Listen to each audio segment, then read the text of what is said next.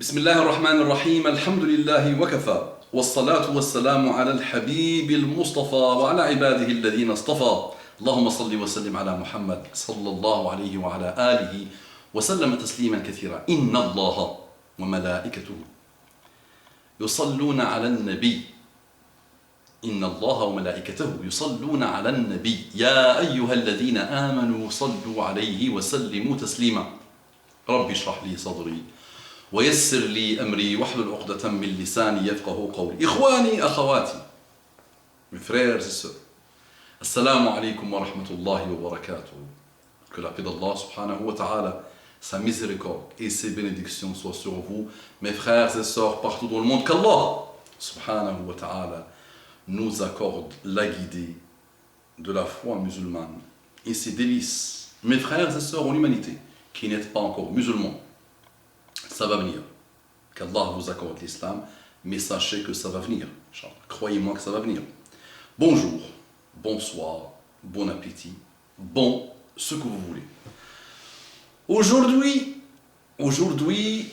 je voudrais parler de mes amis khourougistes, tabliristes, Jama'at Tablir, Jama'at al-Khourouj fi sabilillah. Ils savent que je les ai défendus en rappel, en conférence, dans mes prêches khutbah, et ce sont mes frères et sœurs, alhamdulillah, qui apportent beaucoup,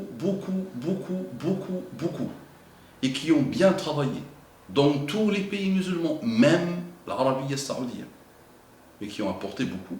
Et la phrase qui résume vraiment leur travail est une phrase que j'ai souvent entendue, que j'ai tout le temps entendue dans mes conférences en France et en Belgique.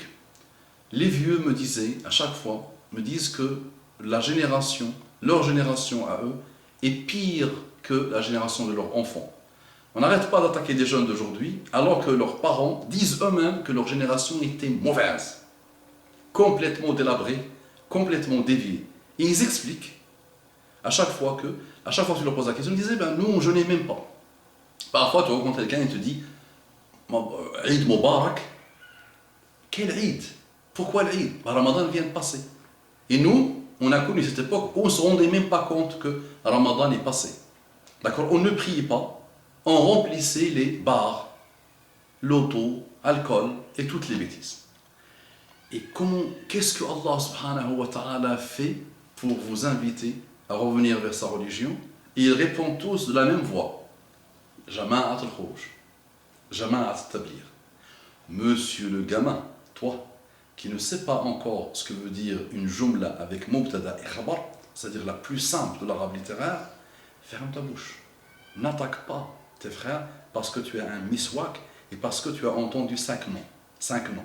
Ibn Taymiyyah, l'imam Ahmad avant, Ibn Taymiyyah, Ibn Baz, Ibn al-Uthaymin, Il Fawzan ou l'Albani. À toi de choisir. On peut mettre les 6. Tu as entendu ça, tu ne les connais même pas, et tu commences à dire Tablir, mauvais, bid'a, mauvais, méchant, shayatin, kuffar, soufi, tout ça. Arrête de dire ça, c'est pas bon du tout. Parce que, wallahi, ils ont fait un travail phénoménal. Et je peux t'inviter à lire des livres en 5 tomes minimum sur l'établir. Et tu vas être étonné de lire des fatawas que tu n'as jamais vues sur Internet. Quand tu les vois sur Internet, tu vas te dire non, à l'époque, Ibn Baz n'était pas aussi. Il avait bu quelque chose, peut-être Ibn Baz, il t'avait fait la fatwa, et après il a changé d'avis. Non, tu seras étonné. Et moi, je ne voudrais pas parler de ce prisme-là. Je ne voudrais pas parler de cet angle-là. Je voudrais aujourd'hui critiquer mes frères, pas pour le plaisir de critiquer, de Jama'at Tablir. À quoi se résume la vie d'un tabliri aujourd'hui, lambda? Si on parle de la moyenne, on ne généralise pas. Ta'mim min al-ama, s'il vous plaît. Ne venez pas me dire tu as fait. Ta'mim, on ne généralise pas, mais on dit ce qu'on voit. À quoi elle est résumée la vie d'un tabliri moyen qui appartient au commun des mortels? À quoi sa vie est résumée? À quoi on résume aujourd'hui les assises des tablirs? Vous voyez bien, vous pouvez aller visiter encore, que tout tourne autour du khourouj fi sabilillah.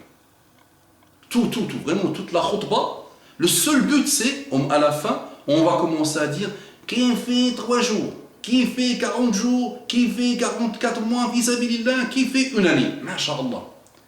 Derrière, qu'est-ce qu'on voit? On voit des familles délabrées. Et moi, je connais des cas comme ça. Wallahi, je connais un cas vraiment proche de mon cercle où les filles attendaient juste avec impatience 18 ans et elles disaient on va sortir avec les pires les créatures d'Allah subhanahu wa ta'ala. On va sortir avec, on va forniquer, on va faire. Et aujourd'hui, ces filles qui ont un père qui avait atteint le summum de la bêtise humaine, qui interdisait au frère de son épouse de rentrer chez sa propre sœur, qui disait à son épouse, si ton frère vient, il fait les courses, il les pose, il quitte. Il ne rentre pas. Qui avait interdit tous les moyens de communication, pas de télé, pas de ci, pas de ça, et qui partait en Inde, qui partait au Bangladesh, qui partait partout dans le monde, apporter peut-être l'islam, masha'Allah. Alors que dans son propre chez lui a été délabré. Et ces filles ont grandi malheureusement, et aujourd'hui ils ont des copains, elles forniquent à mort, elles frappent leurs mains. Vous allez me dire, mais tu parles d'un cas pour attaquer le groupe. Ah non, on ne va pas se mentir les amis. On voit des cas autour de nous. Je connais un autre ami à moi qui a fait beaucoup de pays, le tourisme religieux, masha'Allah, et qui faisait ses voyages et ses filles poussaient. Partait faire ses voyages 4 mois, une année, et les filles poussaient. Et il a fini par faire quoi? Des actes incestueux contre ses filles. Aujourd'hui, il est interdit totalement de s'approcher de ses filles. Donc, parce que ce type de choses, si tu ne fais que ça dans ta vie, ça te déconnecte complètement de la réalité. C'est-à-dire que tu vas être quelqu'un qui, en voyage, je t'aime Allah, l'islam, c'est beau, sahaba, salaf, rijal hawla rasoul, des hommes autour du prophète, riyadou salihin, tout est beau, tout est nickel, tout est propre, tout est voyage, masha'Allah, tu reviens à la réalité et tu n'es pas équipé. Voilà, tu n'es pas équipé. Parfois, dans la réalité, le jour je t'aime, Allah, tout ça, ça ne fonctionne pas, ça. D'accord? Donc, on voit aujourd'hui des choses très graves et gravissimes. Donc, ne résume pas ta vie à sortir fisabilillah, d'accord? Et le premier sortir fisabilillah, la première direction de ton voyage fisabilillah s'appelle Ya ayyuhalladhina amanu qu anfusakum wa ahlikum nara wa quduha an-nas wal hijara. Oh, ceux qui ont la foi, préservez-vous, vous d'abord. Wa ahlikum, vos enfants, vous famille. D'abord, tu ne vas pas aller apporter l'islam au Canada, au Bangladesh ou en Inde, alors que ton propre chez toi, tu n'as rien fait. D'accord? Donc on réduit vraiment l'islam aujourd'hui à sortir fisabilillah. Naam, tu apprends des choses. Naam, tu as apporté. Alhamdulillah. Mais maintenant, on te critique pour ton intérêt. Remets-toi en cause. Est-ce que quand tu te réveilles le matin, tu te réveilles pour la jama'a, pour les actes inoculés ou inculqués par la jama'a, ou est-ce que tu te réveilles en disant Ashhadu an la ilaha illallah wa ashhadu anna Muhammadan Rasulullah? Est-ce que tes enfants, on entend partout que les enfants, on ne généralise pas, de nos amis, n'ont rien à voir avec l'éducation. Parce que le père n'est jamais là. La femme, la pauvre, elle pond 4 ou 5 ou 6 ou 7 ou 8. Vous savez, ça ne travaille pas malheureusement. Donc pour la CAF, pour les RISA, pour tout ça. Donc ça, elle ne fait rien. Elle n'a pas d'activité. Rien, à part les feuilletons, à part les films, à part niqab à l'extérieur. C'est parfait, mashallah. Sunna à l'extérieur, c'est parfait. Mais à l'intérieur, ce sont des femmes, elles font quoi? Feuilleton à longueur de journée. Et l'homme n'est pas là. L'autorité paternelle n'est pas là.